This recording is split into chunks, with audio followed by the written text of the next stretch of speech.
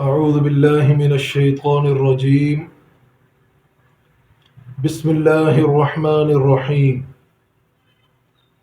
نحمده ونصلی ونسلم علی رسولہ الکریم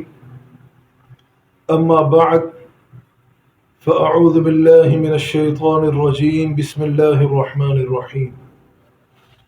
وننزل من القرآن ما هو شفاء ورحمة للمؤمنین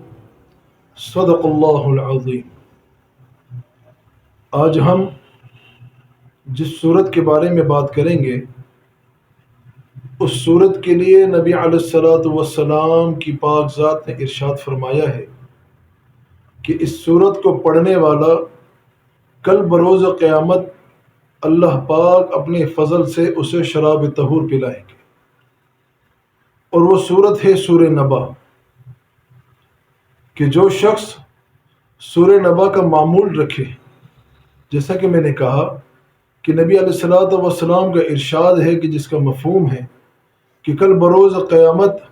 اللہ پاک اسے اپنے فضل سے شراب طہور پلائیں گے، اور جو شخص صبح اور شام فجر کی نماز کے بعد اور عصر کی نماز کے بعد تین دفعہ پڑھے گا، جو خاص عمل آج ہم نے ذکر کرنا ہے وہ عمل ہے سورہ نبا کا آنکھوں کے لیے، کہ فجر کے بعد اور عصر کے بعد جو تین دفعہ پڑھ کر اپنی انگلیوں پہ دم کر کے آنکھوں پہ لگائے گا، اللہ پاک آنکھوں کی تمام بیماریوں سے اس کو نجات دیں گے۔ اور جو مستقل ہر نماز کے بعد ایک دفعہ معمول رکھے، اللہ پاک اس کی آنکھوں کی بصارت کم نہ ہونے دیں گے۔ اگر بصارت کم ہے اللہ اپنے فضل سے اس کو بڑھائیں گے۔ ایک جو شخص سورہ نبا کو عصر کی نماز کے بعد 7 دفعہ پڑھے گا، اور اس کے بعد اگر کسی حاکم کے پاس جائے گا یا لکھ کر اپنے پاس رکھے، تو اللہ پاک اپنے فضل سے اس صورت کی برکت سے اس حاکم کو اس کے لیے مہربان کریں گے۔ اور جس ساتھی کو بھی کسی بھی معاملے کے لیے ہم سے رابطہ کرنا ہو تو نیچے کمنٹس کے اندر ہم سے معلوم کر سکتا ہے۔ جزاک اللہ فی الدارین۔ السلام علیکم ورحمۃ اللہ۔ اعوذ باللہ من الشیطان الرجیم، بسم اللہ الرحمن الرحیم۔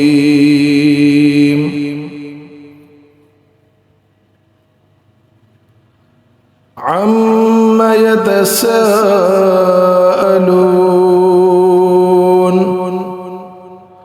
عن النبأ العظيم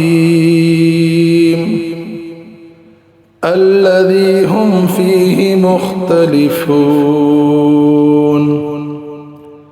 كلا سيعلمون ثم كلا سيعلمون ألم نجعل الأرض مهادا والجبال أوتادا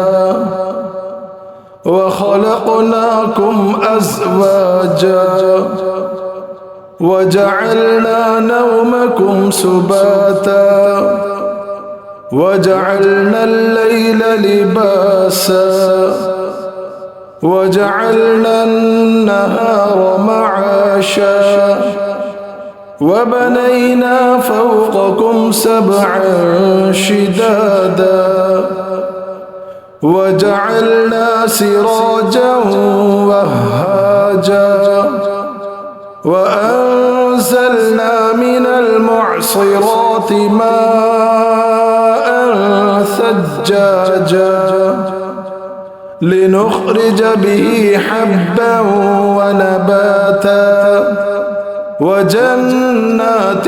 ألفافا إن يوم الفصل كان ميقاتا يوم ينفخ في الصور فتأتون أفواجا وفتحت السماء فكانت أبوابا وسيرت الجبال فكانت سرابا إن جهنم كانت مرصادا لابثين فيها أحقابا لا يذوقون فيها بردا ولا شرابا إلا حميما وغساقا جزاء وفاقا إنهم كانوا لا يرجون حسابا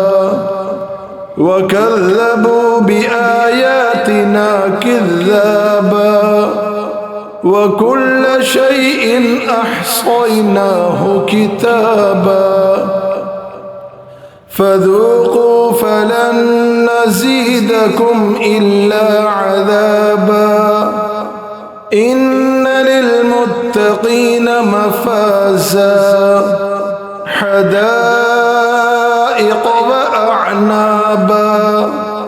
وكواعب أترابا وكأسا دهاقا لا يسمعون فيها لغوا ولا كذابا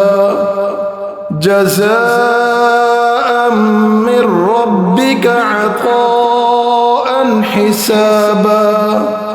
رب السماوات والأرض وما بينهما الرحمن لا يملكون منه خطابا يوم يقوم الروح والملائكة صفا لا يتكلمون إلا من أذن له الرحمن وقال صوابا ذلك اليوم الحق فمن شاء اتخذ إلى ربه مآبا إنا أنذرناكم عذابا قريبا يوم ينظر المرء ما قدمت يداه ويقول الكافر يا ليتني كنت ترابا صدق الله العظيم.